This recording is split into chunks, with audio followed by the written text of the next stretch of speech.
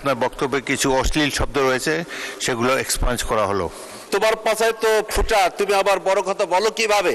সুদ চাইলনকে বলে, চাইলন রে তুমি শুধু আমার একটা ফুটা দেখে আশ্চর্য হচ্ছ, কিন্তু তোমার পাশায় যে হাজারো ফুটা, সেক্ষেত্রে তোমার কোনো নজর নাই। রুচিকর অশ্লীল কোনো কথা এই সংসদে উচ্চারিত হোক, এটা আমরা চাই না। আপনার বক্তব্যে কিছু অশ্লীল শব্দ রয়েছে, সেগুলো এক্সপাঞ্জ করা হলো। আজকে আমাকে বক্তব্য দেওয়ার সুযোগ দেওয়ার জন্য মাননীয় স্পিকার, এবারের বাজেটের প্রধান ক্ষতিকর দিকগুলো মধ্যে রয়েছে উচ্চ মূল্যস্ফীতির কারণে নিত্যপণ্যের বাজারে চাপ বৃদ্ধি করবে, রাজস্ব আদায়ের উচ্চাভিলাষী লক্ষ্যমাত্রার ফলে সাধারণ মানুষের উপর পরোক্ষ করের চাপ বাড়ার আশঙ্কা রয়েছে এবং কালো টাকা সাদা করার সুযোগ রয়েছে।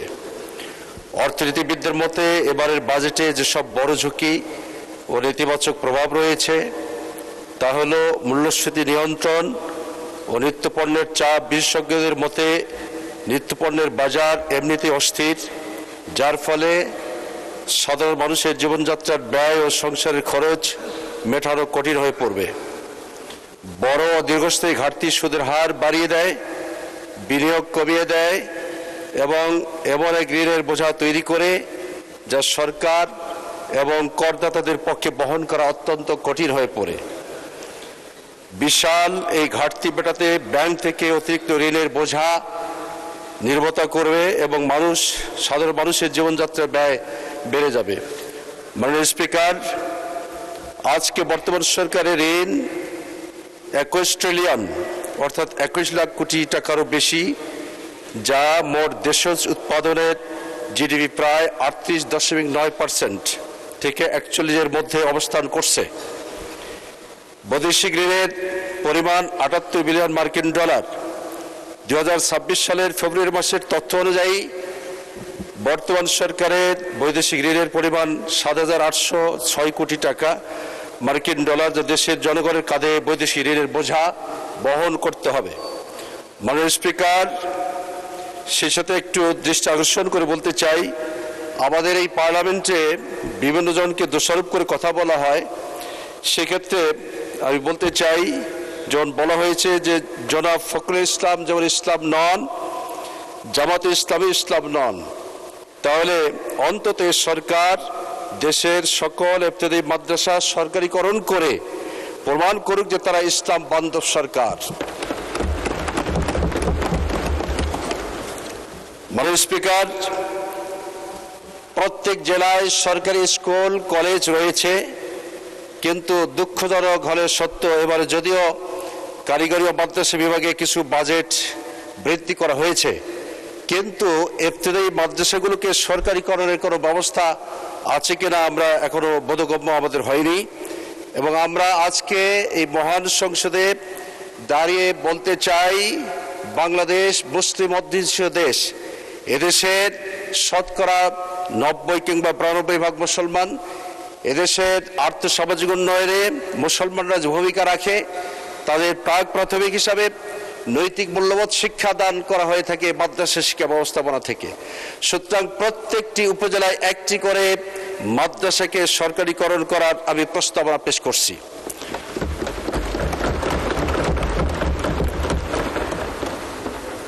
মাননীয় স্পিকার,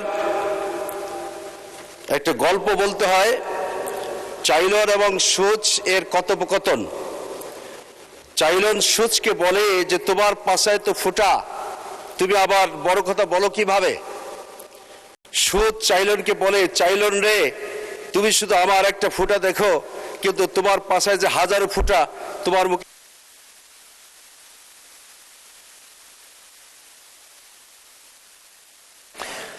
ধন্যবাদ মাননীয় সদস্য। আচ্ছা, 2 মিনিট আরো বলেন।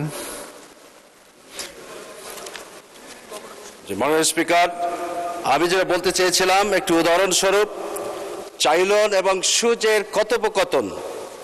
চাইলন সুচকে বলেছিল যে তোমার পাশায় তো ফুটা, তুমি আবার বড় কথা বলো কিভাবে? সুচ চাইলনকে বলে, চাইলন রে তুমি শুধু আমার একটা ফুটা দেখে আশ্চর্য হচ্ছ, কিন্তু তোমার পাশায় যে হাজারো ফুটা, সেক্ষেত্রে তোমার কোনো নজর নাই।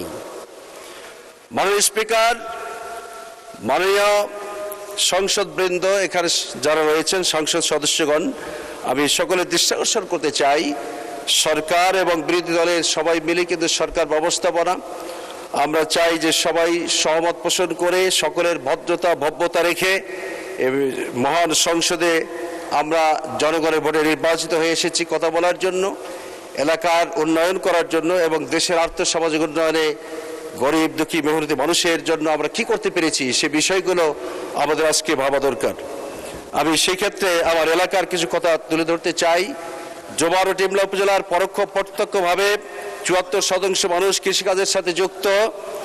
এখানকার প্রধান কৃষি ফসলগুলো হলো ধান, পাট, তামাক, আলু, হলুদ, মরিচ, তরমুজ সহ প্রায় ২৫,১০০ হেক্টর জমিতে আবাদি জমি প্রচুর পরিমাণে শাকসবজি সহ ফলানো হয়, কিন্তু অত্যন্ত দুঃখজনক সরকারিভাবে এখনো এই সকল শাকসবজি এবং ফলমূল সংরক্ষণের জন্য কোনো হিমাগারের ব্যবস্থাপনা করা নেই। আমি বিনয়ের সাথে অনুরোধ করি, সরকার বাহাদুর অন্তত পক্ষে ডোবার কিংবা ডিমলা মিলে একটি শাকসবজি সংরক্ষণের জন্য হিমাগার স্থাপনের জন্য প্রস্তাবনা রাখছি। মাননীয় স্পিকার, আপনাকে অসংখ্য ধন্যবাদ। মাননীয় সদস্য, সংসদে বক্তব্য রাখার সময় সাবধানতা অবলম্বন করবেন। অরুচিকর অশ্লীল কোনো কথা এই সংসদে উচ্চারিত হোক, এটা আমরা চাই না। আপনার বক্তব্যে কিছু অশ্লীল শব্দ রয়েছে, সেগুলো এক্সপাঞ্জ করা হলো।